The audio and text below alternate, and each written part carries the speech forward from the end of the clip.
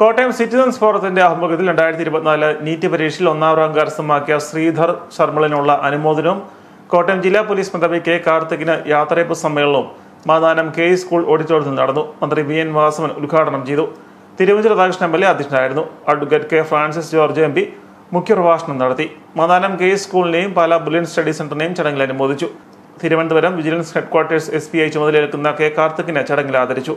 Monsignor father Michael Vettikkatt, Mons Joseph M.L.A, മുൻ MP Thomas Chazhikadan, മുൻ M.L.A Stephen George, മുൻ M.L.A Suresh Kurup, Kottayam ജില്ലാ പഞ്ചായത്ത് പ്രസിഡന്റ് KV ബിന്ദു, മാധ്യമപ്രവർത്തകൻ വിനോദ് നായർ, കോട്ടയം നഗരസഭാ ചെയർപേഴ്സൺ ബിൻസി സെബാസ്റ്റ്യൻ, ഏറ്റുമാനൂർ നഗരസഭാ ചെയർപേഴ്സൺ ലവ്ലി ജോർജ്, ജില്ലാ പഞ്ചായത്ത് അംഗം doctor Rosamma Sony, Athirampuzha panchayat president Jose Ambalakkalam, K school principal father James Mullassery, bullion study centre director Stephen Joseph, Kottayam citizens forum organising secretary father Emil Pullikkattil, Mathew Kollamala Karotta തുടങ്ങിയവർ സംസാരിച്ചു.